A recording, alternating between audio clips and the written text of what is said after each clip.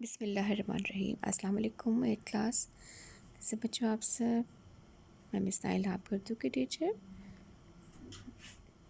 آج سے ہم سبق شاعروں کے لطیفے کی دہرائی کریں گے، اور اس میں ہم مشکل الفاظ کے معنی یاد کریں گے، اس کے ساتھ ہی مشقی سوالات۔ پہلے مشکل الفاظ کے معنی دیکھ لیتے ہیں۔ الفاظ معنی: اشتیاق، شوق، آرزو، پھپھولے، چھالے، ٹک، ذرا، ددہ، بچوں کو پالنے والی ملازمہ، شب دہجور، تاریک رات، داد خواہی، انصاف چاہنا، خیر باشت، خیر تو ہے، طرفدار، ساتھی، بالی، سرہانا، تکرار، بحث، خاطر جمعی، اطمینان، زبان دراز، بیہودہ گوئی، طول کھینچنا، بات کا بڑھ جانا، غنیمت، مناسب سمجھنا، اہل جلسہ، جلسہ میں شریک ہونے والے لوگ، بے توقف، بغیر رکے ہوئے۔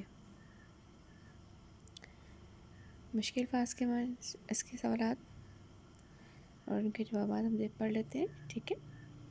خواجہ باسط نے میر اور مرزا کے کلام کے بارے میں کیا فرمایا ہے؟ جواب: خواجہ باسط نے کہا، دونوں صاحب کمال ہیں، مگر فرق اتنا ہے کہ میر صاحب کا کلام آ ہے اور مرزا صاحب کا کلام واہ ہے۔ شریف زادی کی غزل سن کر سودا نے کیا کہا؟ سودا نے بہت تعریف کی، بہت مرتبہ پڑھوایا اور کہا، میاں لڑکے جوان ہوتے نظر نہیں آتے، خدا کی قدرت، انہی دنوں میں وہ لڑکا جل کر مر گیا۔ سید انشاء کے اصرار پر جرأت نے کون سا مصرع پڑھا؟ جرأت نے جواب کون سا مصرع پڑھا تھا؟ اس زلف پر پھبدی شب دہجور کی سوجی۔